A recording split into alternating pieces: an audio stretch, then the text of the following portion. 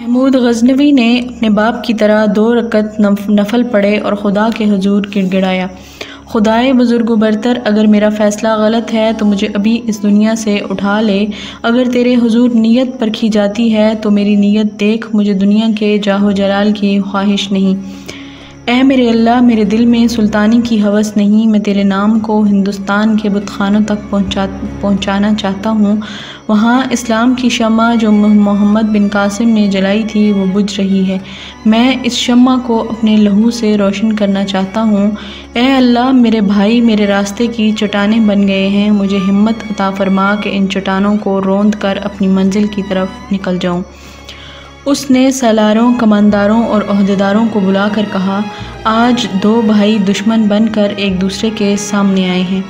ہر ایک سپاہی کے ذہن میں یہ ڈال دو کہ تم اپنے بھائیوں کے خلاف نہیں، قوم کے غداروں کے خلاف لڑنے آئے ہو۔ تمہارے چچا، تایا، ماموں یا ان کے بیٹے اس فوج میں ہوں گے جن کے خلاف تم لڑو گے۔ انہیں بتاؤ کہ بدر کے میدان میں خون کے رشتے ایک دوسرے کے خلاف لڑے تھے، اور یہ لڑائی کسی اور نے نہیں بلکہ ہمارے رسول مقبول صلی اللہ علیہ وسلم کے حکم سے لڑائی گئی تھی۔ آپ حق پر تھے، اس لیے 313 نے 1000 کو شکست دی تھی۔ تم بھی حق پر ہو، ہمیں وہی مذہب کفرستان تک پھیلانا ہے جس کی خاطر ہمارے رسول صلی اللہ علیہ وسلم نے خون کے رشتوں کی پہلی جنگ لڑائی تھی۔ ہماری تعداد بہت تھوڑی ہے، سپاہیوں کو یقین دلاؤ کہ خدا ہمارے ساتھ ہے۔ اس کے بعد محمود غزنوی نے سالاروں وغیرہ کو جنگی ہدایات دیں۔ تعداد کی کمی اسے بہت پریشان کر رہی تھی، اسے اب دھوکے اور چالوں کی جنگ لڑنی تھی۔ اس نے ایک چٹان پر کھڑے ہو کر اپنے بھائی کی خیمہ گاہ کی طرف دیکھا تو اس نے اپنے دل پر بوجھ سا محسوس کیا۔ اسماعیل کی فوج ایک لشکر تھا اور اس کے لشکر کے آگے ہاتھی تھے۔ مورخوں نے ہاتھیوں کی تعداد 200 اور 300 کے درمیان لکھی ہے۔ ہاتھیوں کی پیشانیوں اور سونڈوں پر لوہے کے خول چڑھے ہوئے تھے۔ یہ وہ ہاتھی تھے جو راجہ جے پال کے 2 حملوں میں اس کی فوج سے چھینے گئے تھے۔ سلطان سبکتگی نے یہ ہاتھی غزنی بھیج دیے تھے، یہ جنگی ہاتھی تھے۔ راجہ جے پال جب اسماعیل کی فوج سے کئی گنا زیادہ لشکر لے کر حملہ کرنے آیا تھا تو اس کے ساتھ سینکڑوں ہاتھی بھی تھے۔ محمود غزنوی نہ اس لشکر سے گھبرایا تھا اور نہ ہی ہاتھیوں سے۔ اسے اس احساس نے دلیری دی تھی کہ یہ لشکر اس کے مذہب اور اس کی قوم کا دشمن ہے۔ اب اسماعیل کے لشکر کو دیکھ کر اسے جہاں یہ دکھ ہوا کہ اس کی اپنی فوج ہے جو اس کے خلاف لڑنے آئی ہے، وہاں اسے یہ خطرہ بھی نظر آیا کہ یہ مسلمان جنگجوؤں کی فوج ہے جو لڑنا اور مرنا جانتی ہے اور جو اس کی چالوں سے بھی خوب واقف ہے۔ اسے معلوم تھا کہ یہ فوج صرف اس لیے اس کے خلاف لڑنے آ گئی ہے کہ اس کی تنخواہیں بڑھا دی گئی ہیں۔ اس سے اسے یہ اطمینان ہوا کہ فوج قومی جذبے کی بجائے تنخواہ کے زور پر لڑنے آئی ہے، اس لیے اسے شکست دی جا سکتی ہے۔ مگر محمود کا یہ مسئلہ جوں کا توں تھا کہ اس کی فوج کی تعداد بہت کم ہے۔ اس نے اپنی قلیل فوج کو 4 حصوں میں تقسیم کیا، زیادہ تعداد کا حصہ اپنی کمان میں محفوظ رکھا، 2 حصوں کو پہلوؤں میں پھیلا دیا اور چوتھے حصے کو دشمن کے سامنے رکھا۔ اس نے محسوس کر لیا کہ اسے چھاپا مار کر جنگ لڑنی پڑے گی کیونکہ جم کر لڑنے کے لیے اس کے پاس نفری بہت کم تھی۔ اس نے اپنے سالاروں سے کہا کہ ذرا سی دیر کے تصادم کے بعد ادھر ادھر ہونے کی کوشش کریں اور اسماعیل کی فوج کو پھیل جانے پر مجبور کر دیں۔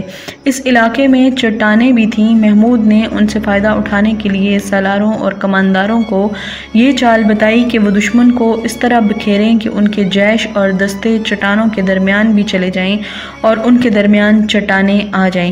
اس نے جنگ کو طول دینے کی ہدایت بھی دی۔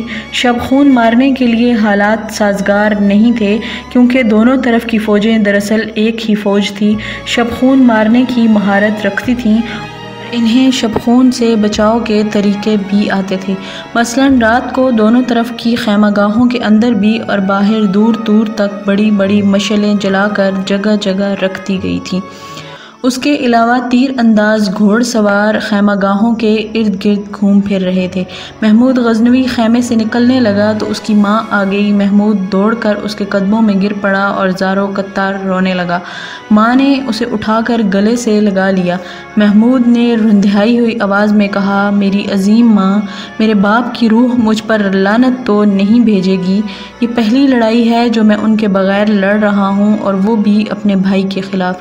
مجھے بخش دو ماں، میں اب بھی تلوار نیام میں ڈال لوں گا، میں نہیں لڑنا چاہتا۔ آنے والی نسلیں کیا کہیں گی کہ سبکتگین کے بیٹے سلطانی کے تخت پر لڑ مرے تھے۔ ماں نے کہا، بیٹے سارے وہم اپنے ذہن سے نکال دو اور میں تمہارے لیے ہمیشہ دعا کرتی رہوں گی۔ میں تمہیں خدا کے سپرد کرتی ہوں۔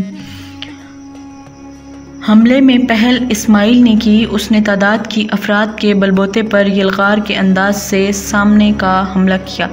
محمود غزنوی کی ہدایت کے مطابق تیر اندازوں نے ہاتھیوں پر تیر برسائے اور ان پر برچھیاں بھی پھینکیں۔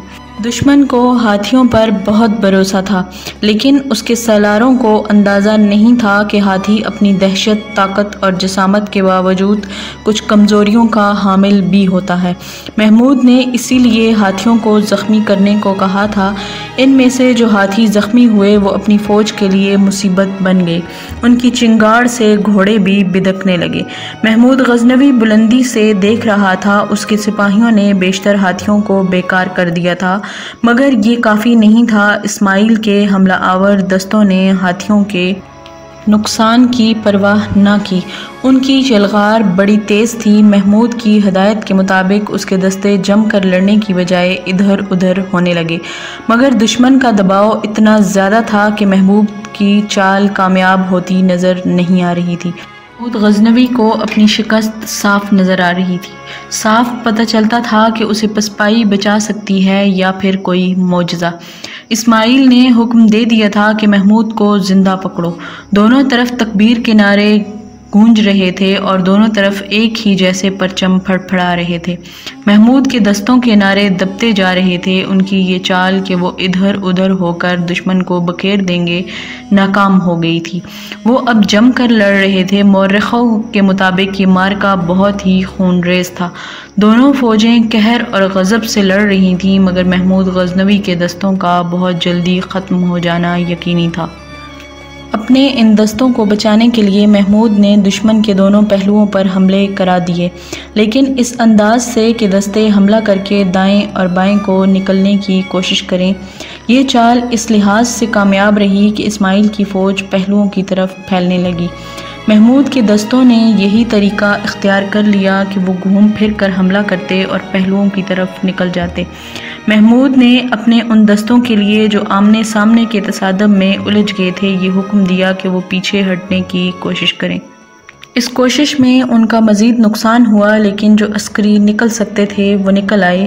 سورج غروب ہونے میں تھوڑی سی دیر باقی تھی۔ محمود غزنوی نے پہلے تو سوچا تھا کہ وہ جنگ کو طول دے گا، لیکن اس نے دیکھا کہ اسماعیل کی فوج اس کی مرضی کے مطابق بکھر رہی ہے تو اس نے شام سے پہلے معرکے کا فیصلہ کر دینے کا تہیہ کر لیا۔ اسے دشمن فوج کے قلب میں اسماعیل کا پرچم دکھائی دے رہا تھا۔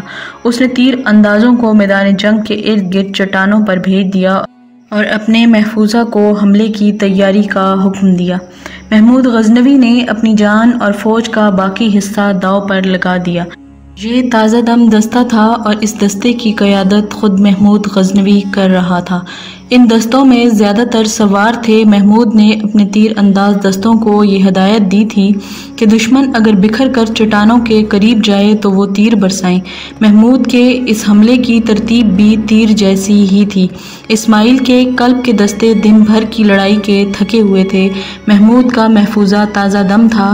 محمود کے کہنے پر محفوظہ یہ نعرہ لگاتا جا رہا تھا، بت پرستوں کے دوستوں کو کچل دو۔